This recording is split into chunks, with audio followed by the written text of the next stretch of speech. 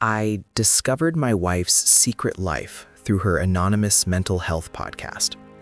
It started with a quiet Tuesday night, the kind where the only sound is the hum of the refrigerator and the occasional creak of the house settling. Sarah was out late, supposedly at a book club that always seemed to run long. I was scrolling through my phone, same old social media feeds, when I stumbled upon a podcast. It was called Echoes in the Attic, and the description talked about raw vulnerability, the hidden struggles people carry, and the catharsis of speaking them aloud without judgment. Intrigued, I clicked play. The voice was familiar, achingly so. It was Sarah's. But it wasn't the Sarah I knew. This voice was raw, exposed, a jagged edge of pain and confusion I'd never heard before. She spoke about loneliness, about feeling invisible in her own marriage, about a gnawing emptiness that no amount of my affection seemed to fill. My hands started to shake, the phone feeling like a lead weight. This wasn't just a casual vent, this was a confession. A deep, soul-bearing confession that painted a picture of our life I didn't recognize. She described feeling like a ghost in her own home, her needs and desires unmet, her inner world a desolate landscape. It was like listening to a stranger's tragedy, except the stranger wore my wife's face. If you're finding yourself drawn into this kind of story, the kind that pulls you in and makes you want to know more, then do us both a favor and hit that subscribe button. And while you're at it, give it a like, share it with someone who might appreciate this kind of raw honesty, and leave a comment below telling me what you think. Your engagement means the world and helps get these stories out there. I sat there, frozen, the sterile glow of the phone illuminating my disbelief. Her voice, usually so warm and comforting, was brittle with a pain I'd clearly been blind to. She talked about him, not a specific him, but a recurring theme, a void that something else was trying to fill. She described late-night drives, the anonymity of city streets, the desperate need for a connection that felt real, even if it was fleeting and built on borrowed time and whispered secrets. My heart hammered against my ribs, a frantic bird trapped in a cage. Book club? Sarah, my Sarah, the woman who meticulously planned our weekend brunches and remembered my mom's birthday with personalized gifts, was out there searching for something that I, apparently, wasn't providing. The podcast wasn't about infidelity, not in the way you'd immediately assume. It was more insidious, more about a desperate attempt to feel something, anything, that wasn't the dull ache of unfulfillment. She spoke with such eloquence about the internal battle, the guilt warring with the desperate need for validation. It was poetry and agony woven together, and I was the unwitting audience. She detailed moments of intense longing, of gazing out car windows at passing streetlights, feeling utterly adrift. She mentioned meeting people, not for physical encounters, but for conversations that scratched an itch she couldn't articulate any other way. She spoke of a cafe downtown, a place I'd never even heard of, where she'd sit for hours, letting strangers into the periphery of her life, sharing fragments of her story, gathering fragments of theirs in return. It was a hunger, she explained, a hunger for understanding, for being seen. And I'd been so busy, so damn busy. Work had been crushing lately, long hours, demanding clients, the constant pressure to perform. Sarah had been patient, I thought. She'd always been my rock, the steady presence in my chaotic life. She'd made our house a home, filled it with the scent of her baking and the sound of her laughter. She told me she was happy, content. Her words, her smiles, her touch, they were the anchors I'd taken for granted.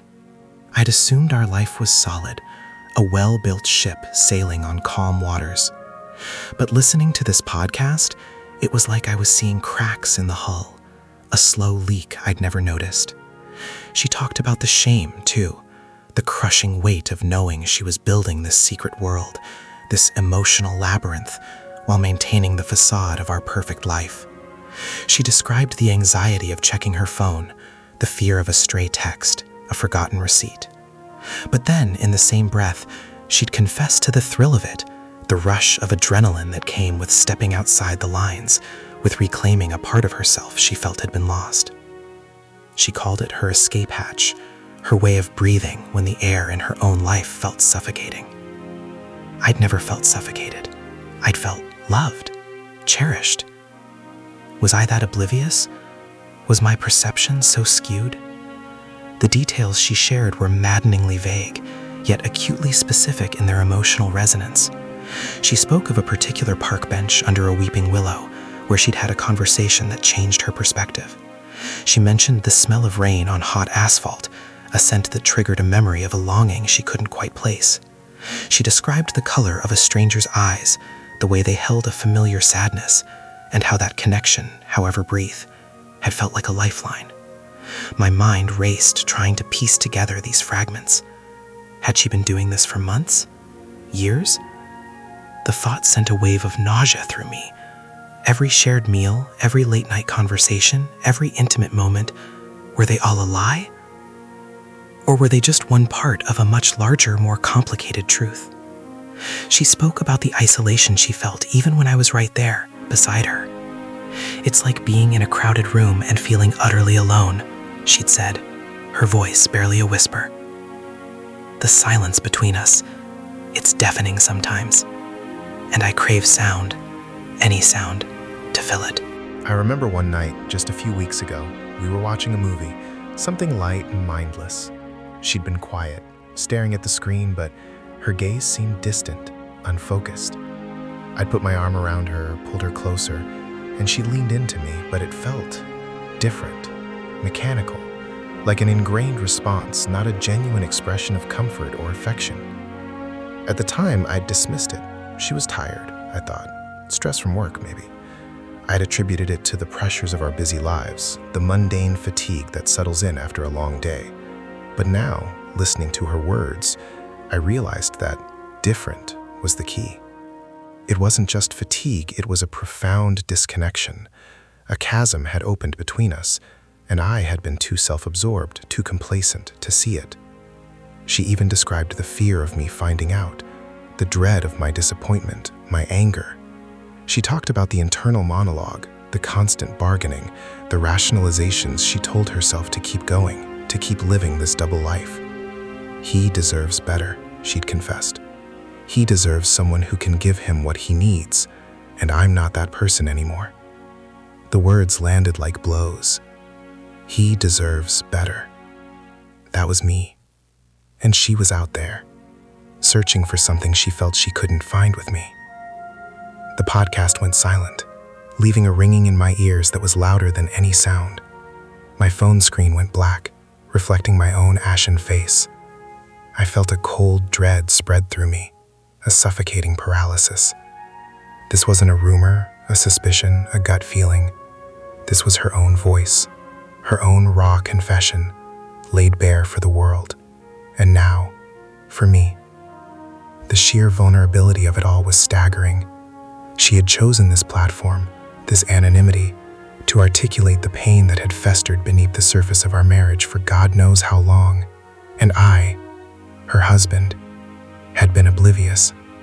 The man she shared her life with, the man she slept beside every night, had no idea of the storm raging within her. I stood up, my legs feeling unsteady, and walked to the window. The streetlights cast long, distorted shadows on the wet pavement. The world outside looked the same, familiar and comforting, but it felt alien now. A betrayal had occurred, not just of our vows, but of the very intimacy we shared. I picked up my phone again, my thumb hovering over the podcast app.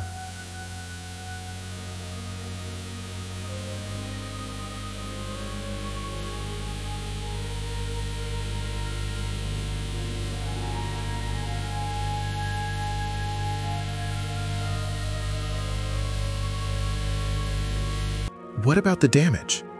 The podcast was called Echoes in the Attic, and I realize now, with a chilling certainty, that these weren't just echoes.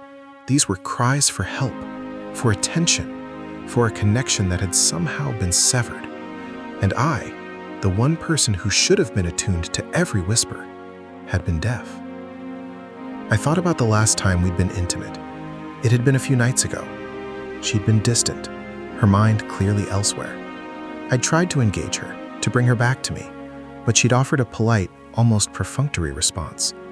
I'd felt a flicker of annoyance, a brief moment of rejection, but had quickly suppressed it. She's tired, I'd told myself. We're married. It's not always going to be fireworks. Now, that brief flicker felt like a premonition. I remembered her eyes, unfocused, her body stiff against mine. Was she thinking of someone else then? Was she comparing me to the phantom connections she was cultivating in her secret life? The thought was a physical ache in my chest. I sank back onto the couch, the weight of this newfound knowledge pressing down on me. Our life, the one I had so confidently believed in, had been a carefully constructed facade, and the woman I loved, the woman I thought I knew inside and out, was living a parallel existence, a life of whispered confessions and anonymous yearning. I pulled up Sarah's contact on my phone, my finger hovering over the call button. What would I say? Hey, I heard your podcast, the one where you confess your deepest insecurities and the reasons you're seeking validation outside our marriage? The words felt absurd, impossible to utter. I scrolled through our text messages, looking for any sign, any hint, any anomaly I might have missed. There were loving exchanges, mundane logistics, plans for the future. Nothing screamed betrayal. Nothing pointed to the hidden world she inhabited. But that was the point, wasn't it? The very essence of her secret life was its invisibility, its ability to exist alongside the mundane, the ordinary, the seemingly stable. She was a master of deception, not through lies, but through omission, through the subtle redirection of emotional energy, through the cultivation of a private sanctuary that I was never meant to breach. I thought about her smile, the way it could light up a room. I thought about the way she'd hold my hand, her fingers intertwining with mine so perfectly. I thought about the quiet moments we shared, reading side by side in the living room, the comfortable silence a testament to our connection. Had all of that been a lie? Or had it been a foundation upon which she'd built something else entirely?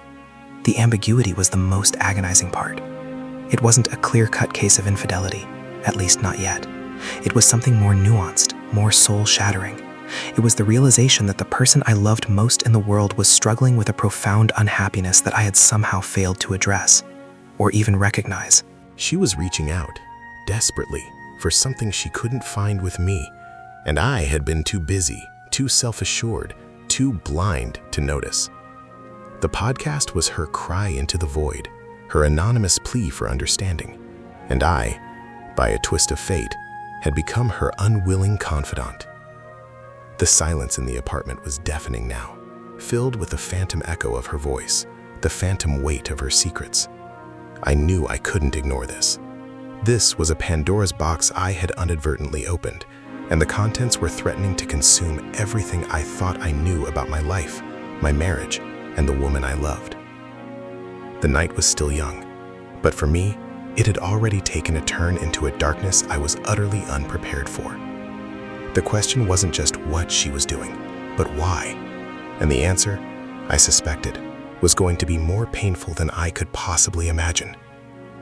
I stared at my phone, the screen still black, a mirror reflecting my own profound confusion and dawning terror. Where did I go from here? The cold dread hadn't subsided. It had settled in, a permanent resident in my gut, making every breath feel shallow. I was still on the couch, the phone a dead weight in my hand. The silence in the apartment felt accusatory. It was the same silence we'd always shared, the comfortable kind that spoke of shared history and unspoken understanding. Now, it was a gaping maw, swallowing every happy memory, every whispered promise. I replayed her words in my head, not the specific anecdotes she'd offered. Those were deliberately veiled, like secrets shared under a vow of anonymity, but the feeling, the raw, aching loneliness, the desperate search for validation. It was like a diagnosis I never knew I needed, and the doctor was my own wife, speaking through a microphone to strangers. My mind kept circling back to the cafe.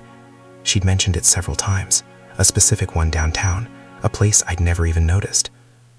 I imagined her there, nursing a coffee, her eyes scanning the room, not for me, but for a spark, a connection. Was she meeting people? The podcast was vague, dancing around the edges of emotional infidelity, hinting at something more, something that kept her coming back. "It's not about the act," she'd said, her voice barely a tremor. "It's about the feeling of being seen, the feeling of being desired, even by a stranger for a fleeting moment." Desired. The word echoed in the vast, hollow space that had suddenly opened up inside me. Had I stopped desiring her? Had I become complacent in my affection, mistaking routine for contentment? I stood up again, pacing the living room. The furniture, the photos on the mantelpiece, all the tangible evidence of our life together. They all felt like props in a play I was no longer part of. Our wedding photo, the one from that ridiculously sunny day in Napa, stared back at me. Sarah, radiant and beaming, her eyes shining with a future she believed in. And me, younger, more naive, certain that this was it, the forever. Now, looking at that image, all I saw was the beginning of a slow unraveling, a narrative I'd completely misread. I needed to know more. Not the salacious details, not who she was meeting or what exactly she was doing, but the why, the depth of her unhappiness. The podcast was an outlet, a confession, but it was also a lifeline. She was reaching out, desperately, and I had been too caught up in my own world to hear her. The thought was a bitter pill. I'd always seen myself as a good husband, attentive, supportive, providers. I'd worked hard, tried to give her everything she wanted, or so I thought. I'd believed that our comfortable suburban life, our stable finances, our shared routines were enough. Clearly, they weren't. I remembered a conversation we'd had a few months ago, over dinner. She'd been uncharacteristically quiet, picking at her food. I'd asked if she was okay. She just smiled, that sweet, slightly strained smile of hers, and said, "Just tired, honey. Long week." I'd nodded, accepting it, and then changed the subject to a work project. A long week. Had that been her code? Had she been trying to tell me something, and I'd been too busy to decipher it? The sheer weight of my own cluelessness was almost unbearable. It wasn't just her betrayal that was crushing, it was my complicity in its creation, my blindness. I walked into our bedroom, the air still carrying a faint trace of her perfume. It was usually a comforting scent, a familiar embrace. Now, it felt like a taunt. I looked at her side of the bed, the pillows still perfectly plumped. She'd been out, looking for something, while I was here, assuming we were a unit, a solid two. I opened her closet, intending to do something I knew was wrong, but felt compelled to do. I wasn't looking for evidence of another man, not directly. I was looking for a crack, a sliver of insight into the woman who was simultaneously my wife and a stranger. I rifled through her clothes, her shoes, her carefully organized handbags. Nothing. It was all so Sarah. The same Sarah who packed my lunch when I was swamped, who remembered to water the plants, who always had a kind word for the delivery guy. Then, tucked away in the back of her makeup bag, I found it. A small, nondescript notebook. It wasn't a diary, not in the traditional sense. It was filled with scribbled thoughts, fragments of sentences, questions directed at herself. I opened it, my hands trembling. The first few pages were filled with mundane observations, to-do lists, but then the tone shifted. There were passages that mirrored the podcast, but more raw, more unfiltered. He doesn't see me anymore. Not really. He sees the wife, the homemaker, the perfect companion, but not me. The me that craves something more, something electric.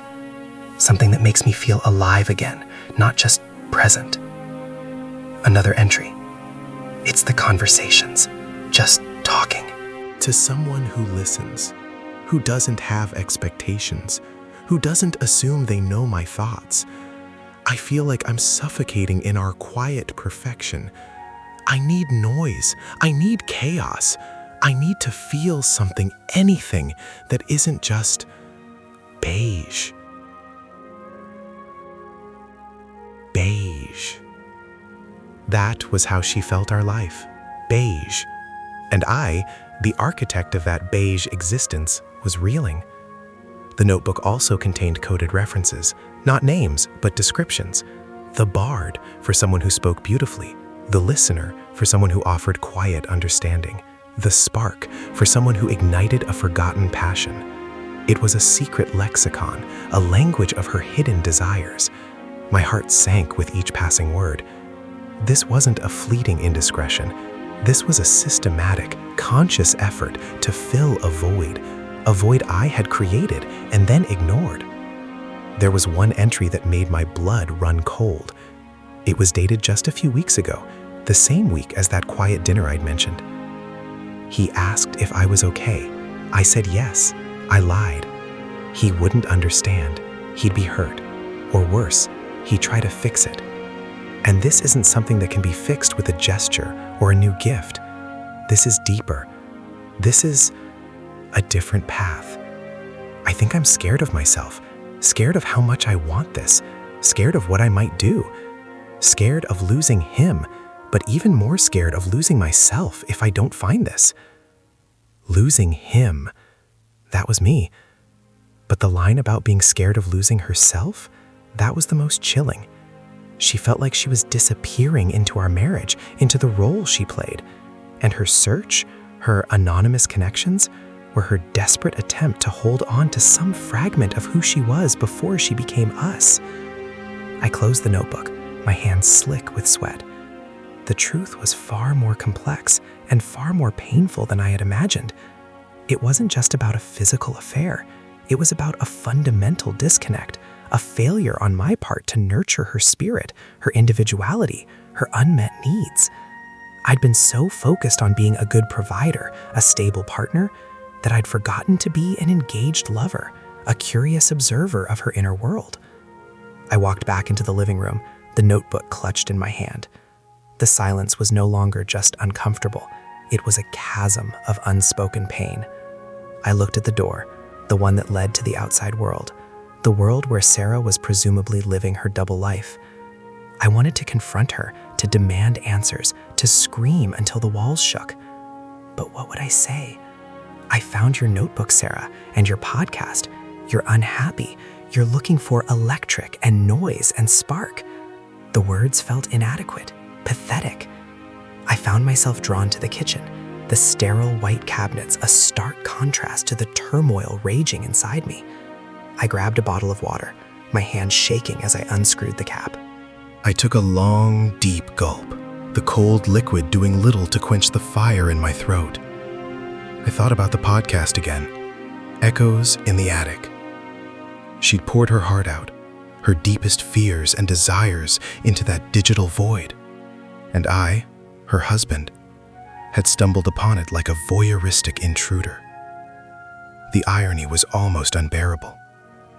She had confided in strangers, seeking solace in anonymity, while the person who should have been her closest confidant was left in the dark, piecing together fragments of her hidden life. Then a thought struck me, sharp and sudden like a shard of glass. The podcast was anonymous, but the notebook wasn't. It was ours. Her private thoughts, her secret language laid bare for me to see. She had left clues, breadcrumbs, perhaps unintentionally, perhaps as a subconscious plea for me to see her. Or maybe, just maybe, she had known deep down that I would find it, that I would eventually discover the truth. The thought sent a shiver down my spine. Was she hoping I would understand? Or was she hoping I would leave? My phone buzzed. A text message. My heart leaped into my throat. It was from Sarah. "Hey honey, running a little late. Book club ran over. See you soon. Love you." Love you. The words, once a balm, now felt like a lie, or at least a partial truth. She loved a part of me, perhaps, but not the whole me. Not the me that was now privy to her deepest secrets, her hidden pain. The rage, which had been simmering beneath the surface, began to boil. How could she? How could she sit there, having poured her soul out on a podcast, having filled a notebook with her secret desires, and then text me, "Love you," like nothing had happened. Like our life wasn't a carefully constructed illusion. I looked at my own phone, at the podcast app still open, at the notebook lying on the kitchen counter.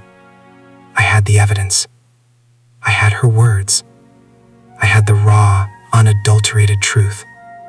But the confrontation, the moment of reckoning, felt like staring into an abyss. What would happen when she walked through that door? Would I be able to look her in the eye? Would I be able to hold back the tidal wave of anger and hurt that threatened to drown me? I went back to the bedroom. My movements heavy, deliberate. I opened her nightstand drawer, not looking for anything in particular. My fingers brushed against a small, velvet jewelry box. It wasn't her usual style. I opened it. Inside, nestled on the satin lining, was a delicate silver locket. It was old-fashioned, ornate, not something I'd ever seen her wear. I opened the locket. On one side, a tiny, faded photograph of a man I didn't recognize. He looked young, perhaps in his early 20s, with kind eyes and a slightly melancholic smile. On the other side, etched into the silver, was a single initial, M. Who was M? And why was this locket, this tangible piece of a past I knew nothing about, hidden in her nightstand? Was this the root of her unhappiness? Was this the echo from her attic, a ghost from her past that had shaped her present?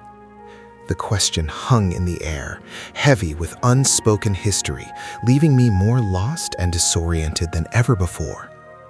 I stood there, the locket cold in my palm, the silence of the apartment amplifying the pounding of my own confused and broken heart. The door to our bedroom creaked open. Sarah, she was home, and I didn't know if I could ever look at her the same way again. Her key turned in the lock, a sound so familiar it usually brought a wave of quiet relief. Tonight, it was a siren.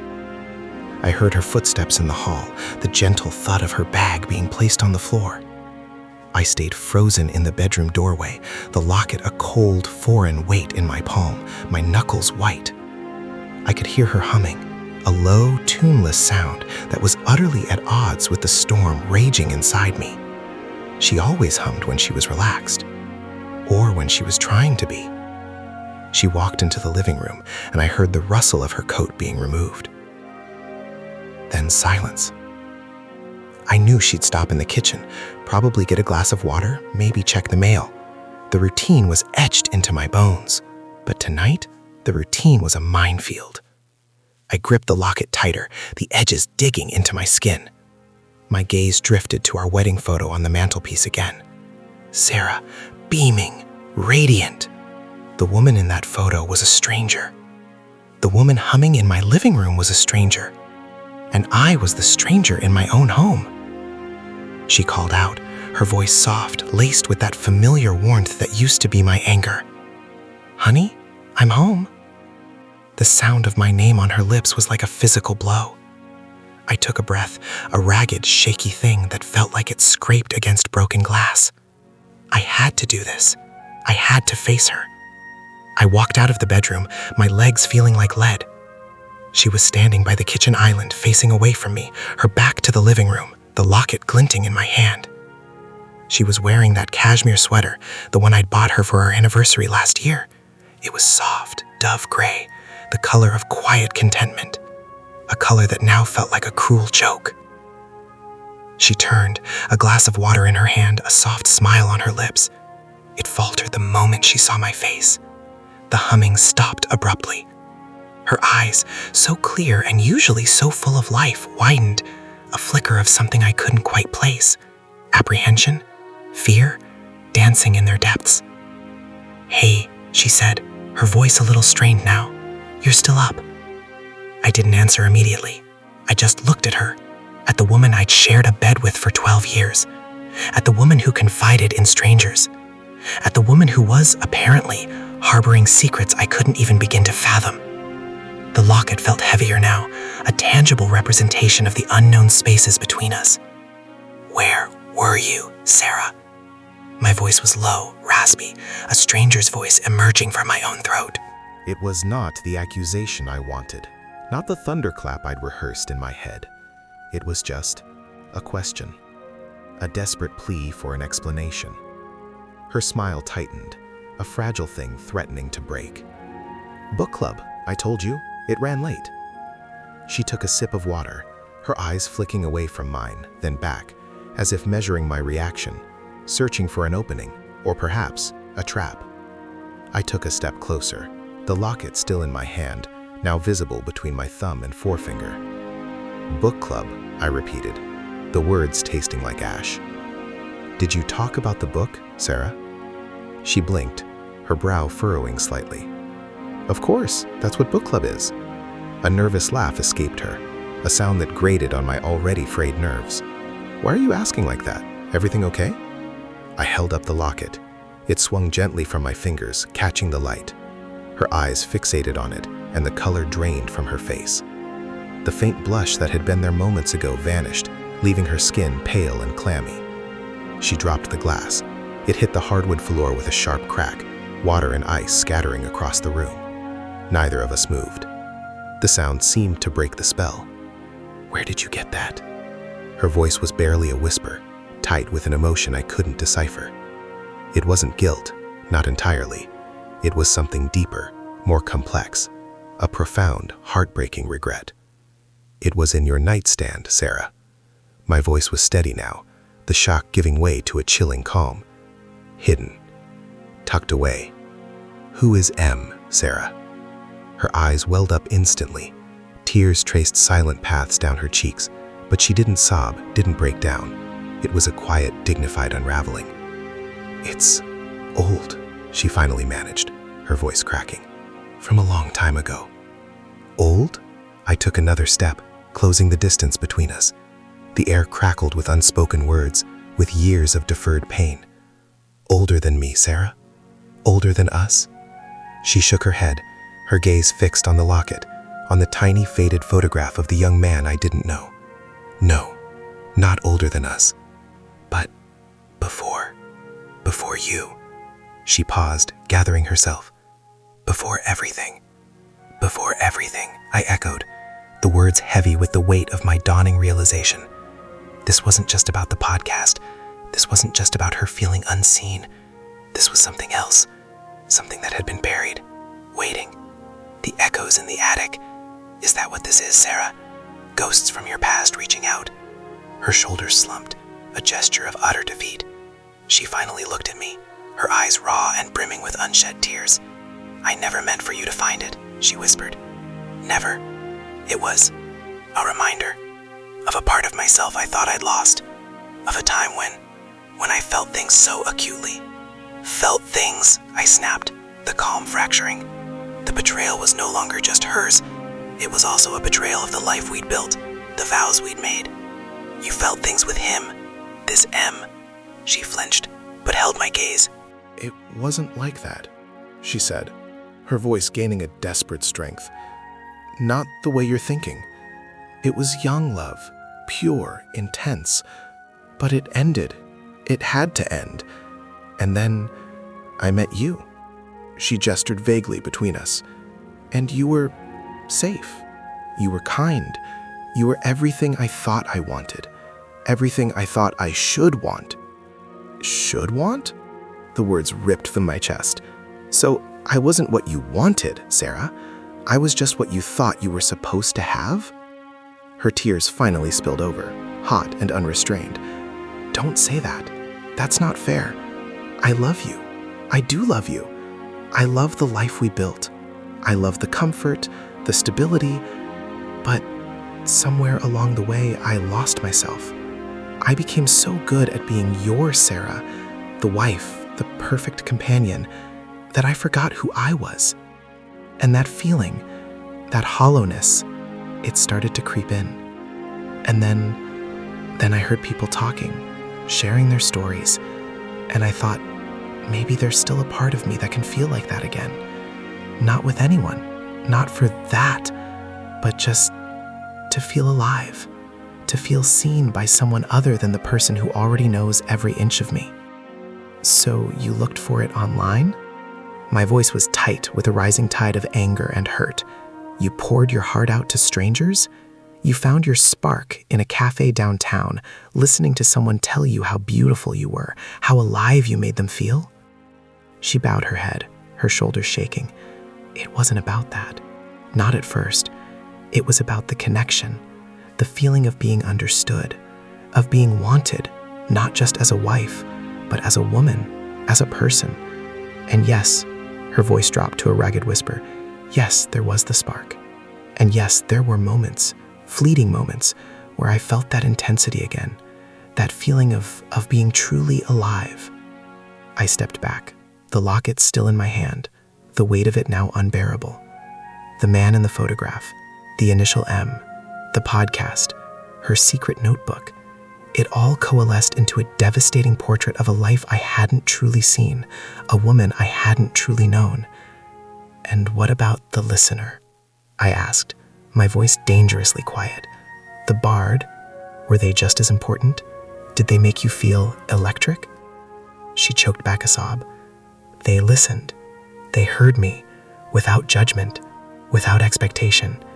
They saw the parts of me that were fading. And I felt seen. For the first time in years, I felt seen. And it was intoxicating. It was a reminder that I was still capable of feeling, that I wasn't just a ghost in my own life. The confession hung in the air, thick and suffocating. It wasn't the angry outburst I had anticipated. It was a quiet, heartbreaking admission of a profound, existential loneliness. And the realization, sharp and brutal, hit me. I had been the architect of her beige existence. I had, through my own complacency, my own assumption that our comfortable life was enough, contributed to her feeling invisible. So, what now, Sarah? My voice was hollow. The rage had receded, leaving behind a vast, desolate emptiness. I looked around our apartment, the tangible evidence of our shared life suddenly feeling like a stage set, about to be dismantled. The photos on the mantelpiece, the furniture, the very air we breathed, all seemed to hold their breath, waiting for the final act. You found your spark. You found your listener. You found your bard. Are you happy now? Or just less beige? She raised her head, her eyes meeting mine, and for the first time I saw not just sorrow, but a flicker of something that looked like grim resolve. I don't know if I'm happy, she said, her voice clear now, steady. But I know I can't go back to being beige. I can't pretend anymore. And I don't want you to live a lie either. We've been living a lie, haven't we? Both of us. The words, spoken with such stark honesty, were like a final nail in the coffin of our past. The locket slipped from my fingers, hitting the floor with a soft clink, a tiny echo in the vast silence. I didn't pick it up. I didn't need to. The image of the young man with the melancholic smile was already burned into my mind, a silent witness to the chasm that had opened between us. I walked past her, towards the front door, not looking back. The sound of her quiet, steady breathing was the only thing I could hear. I didn't know where I was going. I didn't know what I was going to do. All I knew was that the woman I had loved, the woman I thought I knew, was gone, and the man standing in her place was a stranger to himself. The quiet hum of the refrigerator was the only sound as I stepped out into the cool night air, leaving behind the echoes of a life that was no longer mine, the scent of her perfume a faint, mocking reminder of what had been lost and what had never truly been there. The door clicked shut behind me, a final, soft punctuation mark on a chapter I would never be able to rewrite. The streetlights cast long, distorted shadows, and I walked, not knowing where I was going, just needing to get away, to find some patch of quiet darkness where I could begin to understand the ruins of the life I had so carefully and so blindly built.